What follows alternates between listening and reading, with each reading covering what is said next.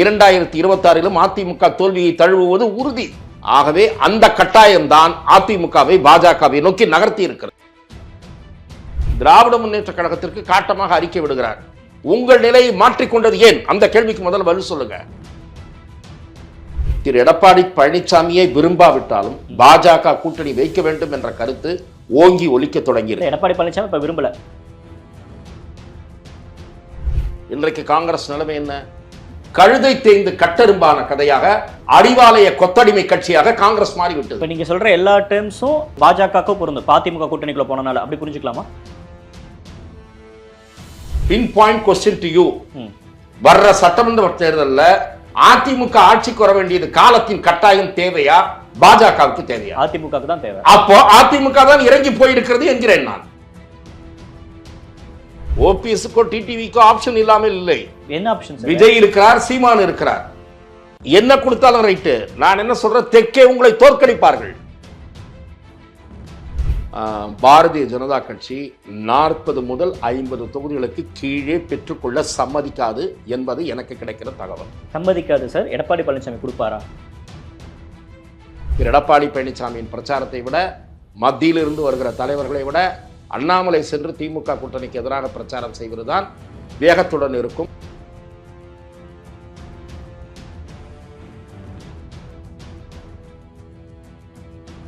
தி debate நேயர்களுக்கு வணக்கம். இன்றைய சிறப்பு நேர்காணலில் நம்மோடு இணைந்திருக்கிறார் மூத்த பத்திரிகையாளர் துக்ளக் ரமேஷ் அவர்கள். சார் வணக்கம். வணக்கம். எப்படி இருக்கீங்க? நலம்.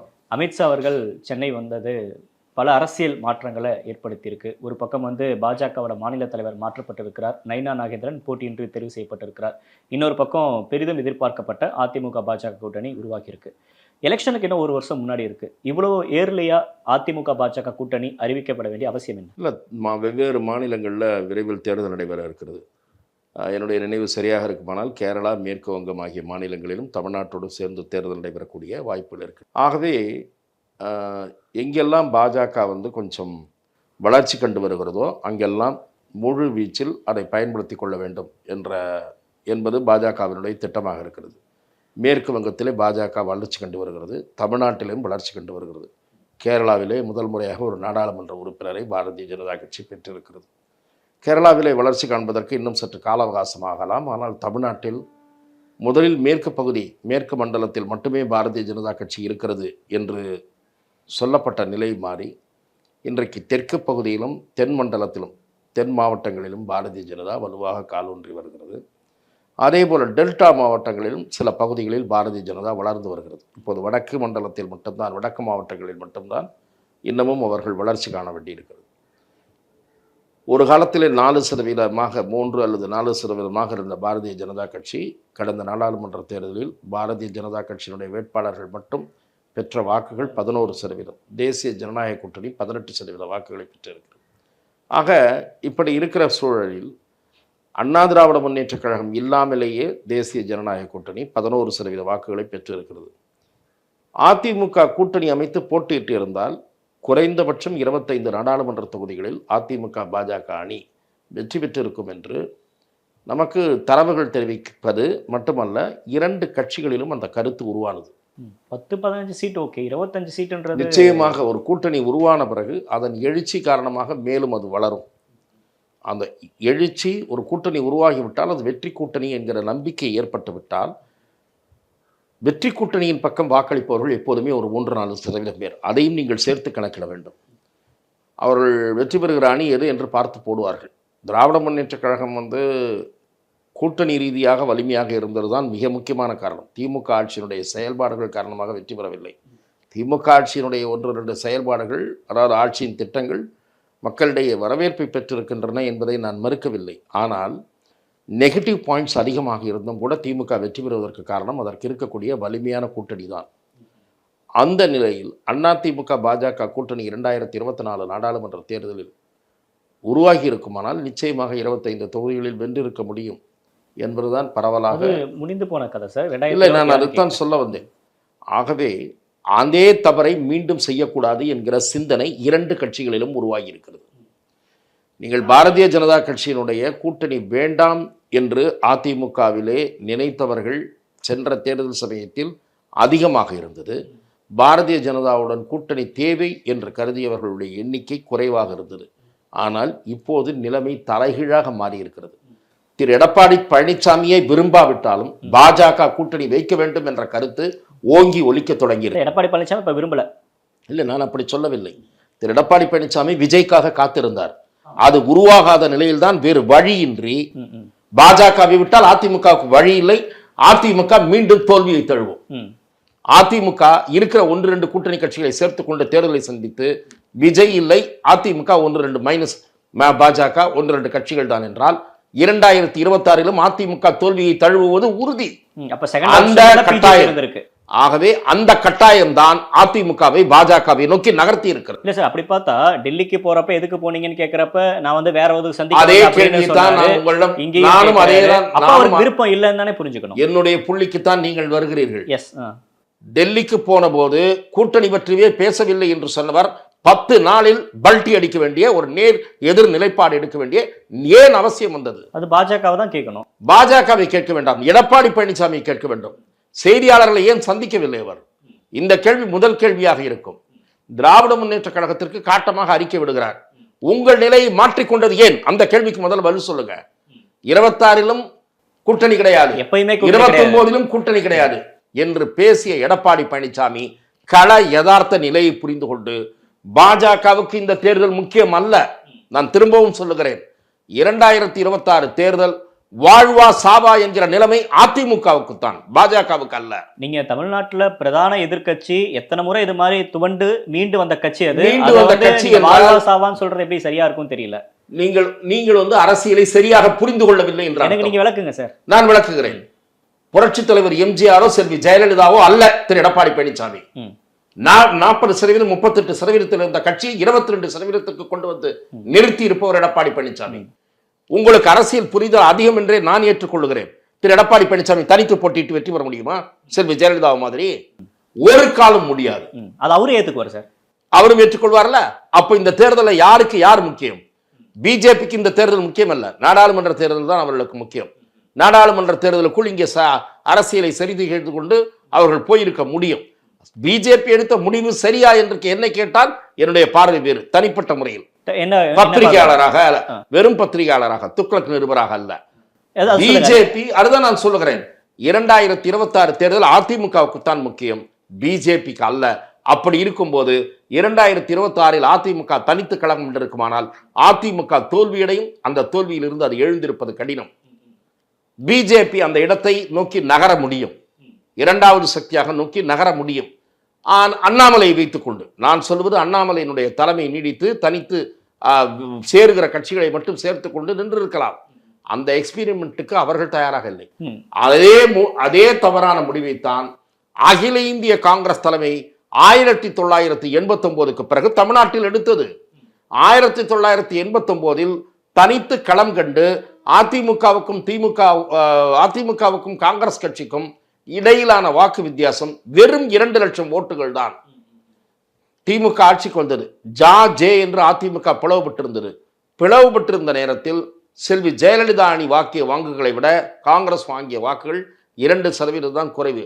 ஆனால் 20% மேற்பட்ட வாக்குகளை காங்கிரஸ் மூப்பனாரை முன்னிறுத்தி ராஜீவ்காந்தி தமிழ்நாட்டில் சுற்றுப்பயணம் செய்து பெற்று பெரிய சக்தியாக வளர்ந்து வந்தது. இன்றைக்கு காங்கிரஸ் நிலைமை என்ன? கழுதை தேய்ந்து கட்டெரும்பான கதையாக, அறிவாலய கொத்தடிமை கட்சியாக காங்கிரஸ் மாறிவிட்டது. இப்ப நீங்க சொல்ற எல்லா டேர்ம்ஸும் பாஜகவுக்கு பொருந்தும். அதிமுக கூட்டணிக்குள்ள போனனால அப்படி புரிஞ்சுக்கலாமா? அப்படி புரிந்து கொள்ள முடியாது.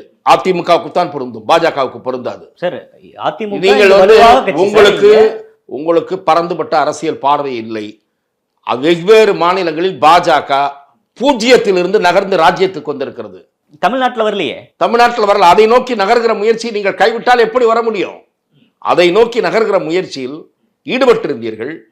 அதற்கு நான் சரியான உதாரணம் சொல்ல வேண்டும் என்றால், நாடாளுமன்ற தேர்தலில் 18% வாங்கியதை போலத்தான் திரு பொன் ராதாகிருஷ்ணன் தலைமையில் பாரதிய ஜனதா இங்கே 3வது அணி அமைத்த போதும் 18%, 19% வாங்கியது. அப்போது பெற்ற வாக்குகள் எவ்வளவு? சட்டமன்ற தேர்தல் நான் சொல்வது, நாடாளுமன்ற தேர்தல் அல்ல. நீங்கள் குதிப்பீர்களாலவா அங்கே இருக்கக்கூடிய திமுக துதிபாடிகளும் எடப்பாடியின் துதிபாடிகளும் சொல்லுகிற கருத்து என்ன? மக்கள் பாராளுமன்றத்துக்கு ஒரு மாதிரி வாக்களிப்பார்கள், சட்டமன்றத்துக்கு வேற மாதிரி. சட்டமன்றத்திற்கு வேறு மாதிரி வாக்களிப்பார்கள். அந்த கட்டுக்கதை எங்கே போயிற்று?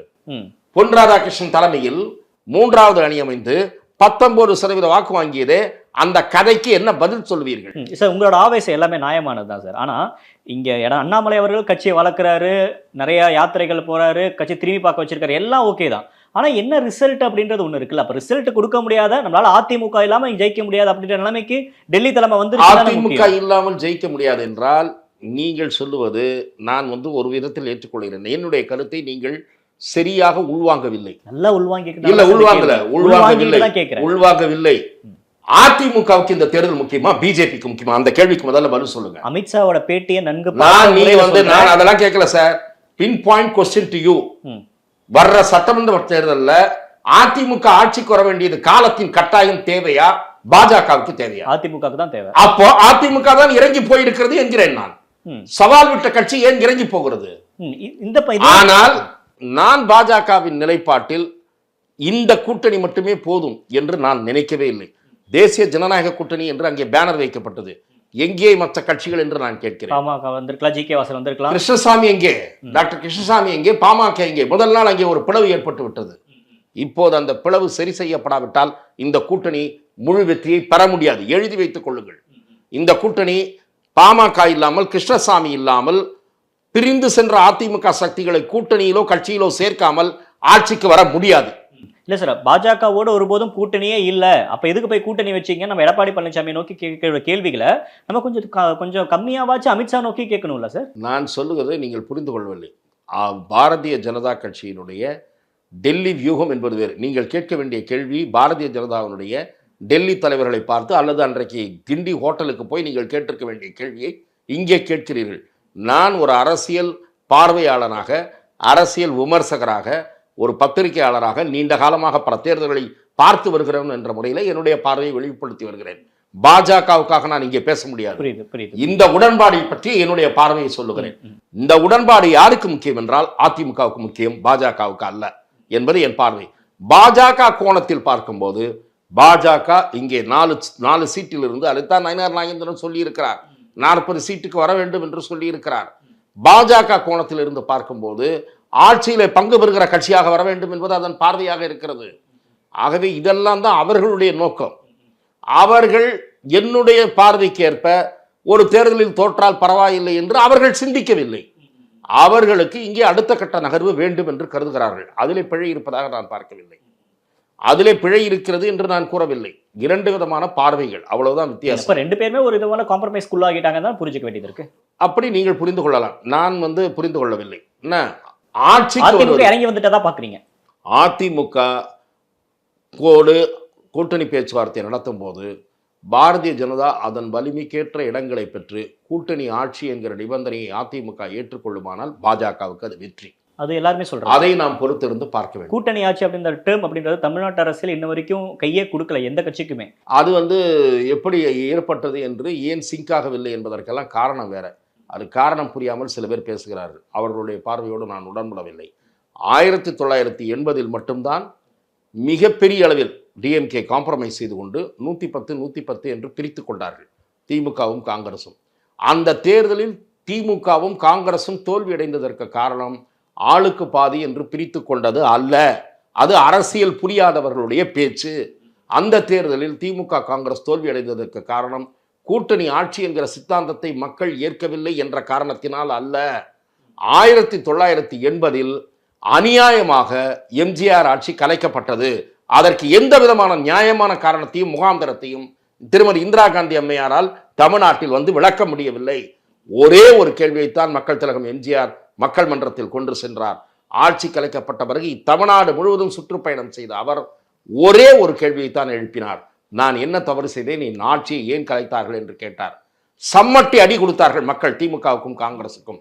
ஆகவே எம்ஜிஆருடைய பிரச்சாரம் காரணமாக திமுகவும் காங்கிரசும் தோற்றதை தவிர கூட்டணி ஆட்சி என்கிற கருத்து எடுபடவில்லை என்கிற காரணத்தால் தோற்கவில்லை.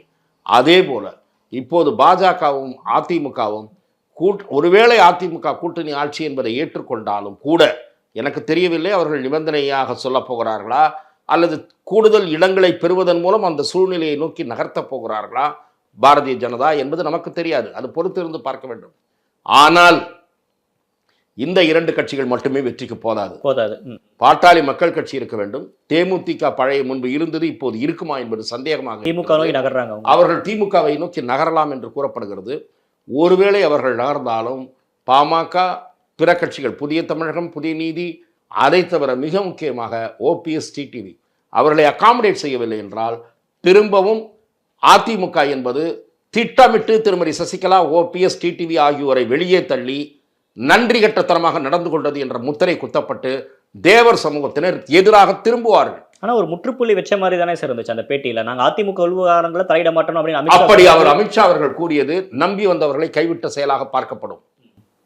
ஆனால் இந்த நிலை தொடர்வதற்கு அவர்களுடைய அந்த பார்வை மாறுவதற்கு வாய்ப்பு இருக்கிறது என்கிறார்கள். பாரதிய ஜனதாவுடன் பேசிய போது அன்றைக்கு ஒரு உடன்பாடு அறிவிக்கப்படுகிற நேரத்தில் அதையெல்லாம் கிளற வேண்டாம், கூட்டணி பற்றி பேசப்போகிற இன்னும் ஓரிரு மாதங்கள் கழித்து தான் பூர்வாங்க பேச்சுவார்த்தைகளே தொடங்கும், அப்போது இதையெல்லாம் பற்றி நாங்கள் சிந்திப்போம் என்று சொல்லுகிறார்கள்.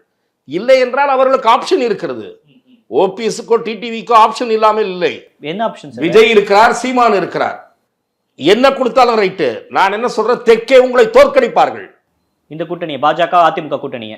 ஆமாம், விஜய் ஒன்றும் வெறும் நம்ம என்ன சொல்றோம், இன்னைக்கு மினிமம் எஸ்டிமேட் சில மீடியால கம்மியா எடை போடுறவங்க 10%, அதிகமா எடை போடுகிறவங்க 15%. They will be spoilers. அவங்க என்ன பண்ணுவாங்க, பல தொகுதிகளில், சில தொகுதிகளில் திமுகவையும் சில தொகுதிகளில் அதிமுகவையும் தோற்கடிப்பார்கள். அதுல எந்த மாற்றமும் இல்லை. இவர்களும் போய் சேர்கிற போது அந்த தொகுதிகள், தோற்க போகிற தொகுதிகளுடைய எண்ணிக்கை அதிகரிக்கும். இதே தவறைத்தான் அதிமுக 2021 தேர்தலில் செய்தது. 2026 தேர்தலில் அதை மீண்டும் செய்ய போகிறதா? 21 தேர்தலில் செய்தது. அமித்ஷா அவர்கள் திரு எடப்பாடி பழனிசாமியும் ஓபிஎஸ்சி வைத்துக் கொண்டு சேர்த்துக்கல. அதனால எத்தனை தொகுதிகளை தோத்தாங்க? 22 தொகுதிகளில் தோத்தாங்க. அந்த தொகுதிகளுடைய பெயர்கள் என்னிடம் இருக்கின்றன. 22 தொகுதிகளில் அதிமுகவின் தோல்விக்கு திரு டிடிவி தினகரனின் அமமுக காரணமாக இருந்தது. அவர் கேட்டது, திரு அமித்ஷா அவர்கள் கேட்டது, 10 தொகுதிகள் கொடுங்கள் அவர்களுக்கு, இரட்டை இலை சின்னத்திலேயே கூட போட்டியிடுவார்கள் என்று சொன்னார்கள். பிடிவாதமாக திரு எடப்பாடி பழனிசாமி மறுத்தார். அதே நிலையை இப்போதும் எடுப்பாரானால் அதே 22ஓ 15ஓ அதிமுக தோற்கும், இது உறுதி. ஆகவே விட்டு கொடுத்தல் அணுகுமுறை மூலமாகத்தான். ஏனென்றால் உங்களுக்கு ஆட்சி அமைக்க வேண்டியது கட்டாயம், வேற கட்சிகளுக்கு அல்ல. ஓபிஎஸ்க்கோ டிடிவிக்கோ அப்படி அல்ல நிலைமை.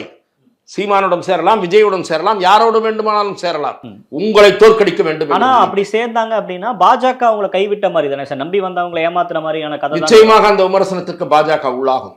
ஆகவே பாஜக அந்த பழியை ஏற்காமல் அதை தவிர்ப்பதற்கான முயற்சிகளில் ஈடுபடும் என்றுதான் நான் இன்னமும் நம்புகிறேன். அதிமுக கூட்டணிக்காக அண்ணாமலை கைவிடப்பட்டாரா? அப்படி நான் கருதவில்லை. இது அண்ணாமலை எடுத்த முடிவு. பல பேர் திரும்ப திரும்ப புரியாமல் அதிமுகவுக்காக பாஜக அண்ணாமலையை பலி கொடுத்து விட்டது என்கிறார்கள். அண்ணாமலை அதிமுகவுடன் கூட்டணி இருந்தால் என்னை விட்டு விடுங்கள் என்றார், விட்டு விட்டார்கள், அவ்வளவுதான். அண்ணாமலை எடுத்த முடிவு தான் இது. இது அண்ணாமலை எடுத்த முடிவு. இது இப்போது எடுத்த முடிவு அல்ல, சில மாதங்களுக்கு முன்பே எடுத்த முடிவு. மீடியாவில் இருக்கக்கூடிய பலருக்கும் அது தெரியும். அதிமுக கூட்டணி பாஜக ஏற்படுத்துமானால் அண்ணாமலை இருக்க மாட்டார், ஏனென்றால் அவர் விரும்பவில்லை. ஆகவே அதுதான் நடந்திருக்கிறது என்று நான் பார்க்கிறேன். சார், இப்போ இதுக்கு ஒரு கிளாரிட்டி கொடுத்துருங்க. அண்ணாமலை அவர்கள் கட்சியை வளர்த்திருக்காரு, அதில் யாருக்குமே எந்த ஒரு மாற்று கருத்தும் இல்லை. அதில் பலதட்ட விமர்சனங்கள் இருந்தாலும் மாற்று கருத்து இருக்க போகிறதில்ல. அப்படி இருக்கப்ப 2026 அதிமுக வீக்கனாக இருக்கிறாங்க. அப்போ பாஜக இங்கே ஒரு என்டிஏ கூட்டணியோட வலுவாக இருக்கிறாங்க. அப்படின்றப்ப இன்னும் அரசியலை தீவிரப்படுத்துனாங்க, இன்னும் ஒரு அதிகமான வேலைகள் ஒர்க் பண்ணுறாங்க. அப்படின்றப்ப பாஜக இங்கே பொலிட்டிக்கல் ஃபோர்ஸாக வளரலாம் இல்லை, பிரைமரி ஃபோர்ஸாகவே வளரலாம் இல்லை.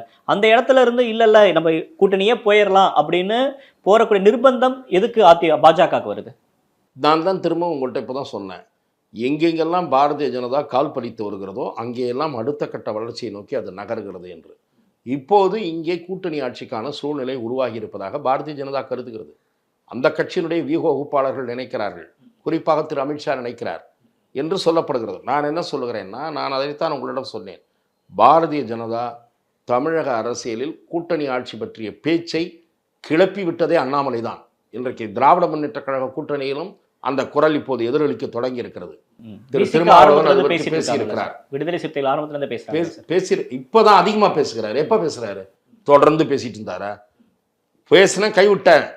இப்ப முத்தரசன் என்ன சொன்னாரு? திருமாவளவன் சொன்ன பிறகு அதையெல்லாம் வாய்ப்பு இல்லைங்கன்னாரு. அப்படி ஈனசுரத்தில் இருக்கக்கூடிய நிலையில் தமிழக அரசியலில் அதை ஓங்கி ஒலித்தவர் திரு அண்ணாமலை தான். 2026 தேசிய ஜனநாயக கூட்டணி ஆட்சி அமையும், பாஜக மந்திரி சபையில் இடம்பெறும் என்று சொன்னார். திரு அமித்ஷா அந்த கருத்தை இப்போது வழிமொழிந்திருக்கிறார்.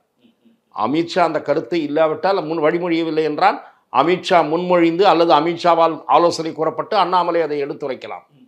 இப்போது அந்த சிந்தனை காரணமாகத்தான் கூட்டணி வைத்திருக்கலாம் என்பது என்னுடைய யூகம். அதாவது இப்போது நான் தான் சொல்கிறேன், பாஜகவினுடைய டிமாண்ட் வித் ஏடிஎம்கே சீட்டு, அதை பொறுத்து நாம் முடிவுக்கு வந்து விடலாம். நயினார் நாகேந்திரனே 40 சீட்டு நம்ம ஜெயிப்போன்னு இருக்காரு. அப்படின்னா 40 கேட்போன்னு அர்த்தம் இல்லை. ஒரு 50 வாங்கி ஒரு 40 ஜெயிக்கலாம்ன்றதோ, 60 வாங்கி 40 ஜெயிக்கலாம்ன்றதோ. 20 வாங்கினாங்க சார். நிச்சயமாக பாரதிய ஜனதா கட்சி 40 முதல் 50 தொகுதிகளுக்கு கீழே பெற்றுக்கொள்ள சம்மதிக்காது என்பது எனக்கு கிடைக்கிற தகவல். சம்மதிக்காது சார். எடப்பாடி பழனிசாமி கொடுப்பாரா?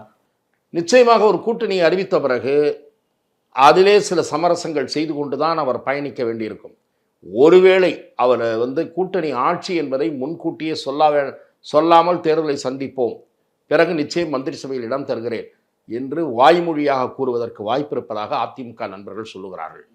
எழுத்துப்பூர்வமாக உத்தரவாதமாக வெளிப்படையாக தெரிவிக்காமல் தனிப்பட்ட முறையிலே கூட்டணி பேச்சு நடக்கிற போது இதை நாம் வெளியிலே போய் சொல்ல வேண்டாம் என்று அதிமுக தரப்பிலே இந்த மாதிரி ஒரு கருத்து கூறப்படுகிறது. நாம் பொறுத்திருந்து தான் பார்க்கணும். சார், இப்போ அண்ணாமலையை பொறுத்த வரைக்கும் அவருக்கு தேசிய அளவில் ஒரு பொதுக்குழு உறுப்பினர் அப்படின்ற ஒரு பதவி கொடுத்துருக்காங்க. இது எப்படி நீங்கள் பார்க்குறீங்க? தேசிய அளவில் வெறும் பொதுக்குழு உறுப்பினராக மட்டும் அவர் இருக்க மாட்டார். இதற்கு அடுத்த கட்டமாக அவருக்கு ஏதாவது ஒரு முக்கிய பொறுப்பு தரப்படும் என்று தகவல் வருகிறது. அப்படி அந்த ஒரு தகவல் சரியாக இருக்கக்கூடும் என்கிற வகையிலே தான் திரு அமித்ஷா அவர்களுடைய ட்விட்டர் பதிவு இருக்கிறது. தேசிய அளவில் கட்சி அவரை முக்கிய பொறுப்புக்கு பயன்படுத்திக் கொள்ளும், அவருக்குரிய அங்கீகாரம் தரும் என்று திரு அமித்ஷா கூறியிருப்பது என்பது வெறும் பொதுக்குழு உறுப்பினர் என்பதை உணர்த்துகிற வகையில் இல்லை. ஏன்னா பொதுக்குழு உறுப்பினர் தமிழ்நாட்டிலேருந்து ஒரு 10 பேர் இருக்காங்க, 10-15 பேர் இருக்காங்க. அதனால வெறும் he will not be a mere NC member என்று நான் பார்க்கிறேன். 2026 தேர்தலில் தமிழ்நாடு அரசியலில் அண்ணாமலை தலைவராக இல்லைனாலும் அவரோட பங்கு இங்கே இருக்குமா? நிச்சயமாக இருக்க வேண்டும். இல்லாவிட்டால் இந்த கூட்டணிக்கு எதிர்பார்த்த பலன் கூட கிடைக்காமல் போகலாம்.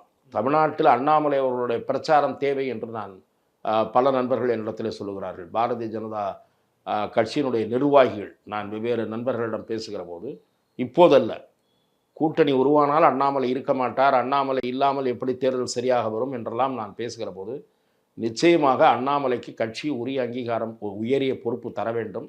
இல்லாவிட்டால் அண்ணாமலை காரணமாக பாரதிய ஜனதா பக்கம் ஈர்க்கப்பட்ட வாக்காளர்கள் சோர்வடைவார்கள். பாஜகவுக்கு ஓட்டே கூட பாஜக நின்றால் போடுவார்கள், அதிமுக நின்றால் போட மாட்டார்கள் என்கிற நிலை கூட ஏற்படும். ஓட்டே கிடைக்க வேண்டிய ஓட்டு டிரான்ஸ்ஃபர் ஆகாமல் கூட போய்விடும். கெமிஸ்ட்ரியே ஒர்க் ஆகாதுன்றீங்க.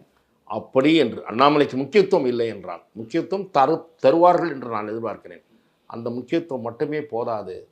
அதிமுக பாஜக கூட்டணி மிக கணிசமான இடங்களில் வெற்றி பெற வேண்டும் என்றால் அண்ணாமலையினுடைய பிரச்சாரம் முக்கியமானதாக இருக்க வேண்டும். அந்த அதிமுக பாஜக கூட்டணி வெற்றி பெற்றுச்சு அப்படின்னா அண்ணாமலைக்கு முக்கிய மினிஸ்ட்ரி அளவுக்கு பேசுகிறாங்களே, அந்த அளவுக்கு அவருக்கு இம்பார்ட்டன்ட். எனக்கு அதெல்லாம் நம்ம யூகத்தின் அடிப்படையில் நான் பேச விரும்பவில்லை. ஒரு செய்தியாளராகவும் அரசியல் விமர்சகர்களாகவும் பலரோடு பேசுகிற போது பாஜகவின் வெற்றிக்கு, அந்த கூட்டணியின் வெற்றிக்கு அண்ணாமலை அவசியம், அவரது முக்கியத்துவம் அவசியம், அவரது பிரச்சாரம் முக்கியம் என்று பார்க்கிறார்கள். திரு எடப்பாடி பழனிசாமியின் பிரச்சாரத்தை விட, மத்தியிலிருந்து வருகிற தலைவர்களை விட அண்ணாமலை சென்று திமுக கூட்டணிக்கு எதிராக பிரச்சாரம் செய்வதுதான் வேகத்துடன் இருக்கும், அந்த கூட்டணிக்கு ஓட்டுகளை பெற்றுத்தரும் என்ற பார்வை பலரிடையே இருக்கிறது. குறிப்பாக பாஜக நிர்வாகிகளிடையே இருக்கு. காமன் மினிமம் ப்ரோக்ராம் அப்படின்றது ஒன்று அமித்ஷா வலியுறுத்தி பேசுகிறார். இது தமிழ்நாடு அரசியலில் பாசிபிளா? ஏன்னா அதிமுகவுடைய இல்லை, கடந்த காலங்களிலே திமுகவும் போட்டிருக்கிறது, காங்கிரஸோடும் போட்டிருக்கிறது, பாஜகவோடும் போட்டிருக்கிறது. ஆகவே அதிமுகவுக்கு probably they may want a face saving. இந்த அலையன்ஸ் போனதற்கு அவர்கள் சொல்ல வேண்டும், இந்த உத்தரவாதங்களை நாங்கள் பெற்றிருக்கிறோம் என்று சொல்லுவதற்காக அந்த குறைந்தபட்ச செயல் திட்டத்திற்கு ஒருவேளை பாஜக ஒப்புக்கொள்ளக்கூடும். 2021 தேர்தலில் நீங்களே நல பேட்டிகளில் எங்களுக்கு கொடுத்த பேட்டிகளை விமர்சித்து பேசியிருக்கீங்க. நீட் வாக்குறுதியை கொடுத்து ஏமாத்திட்டாங்க மக்களை அப்படின்னு சொல்லிட்டு.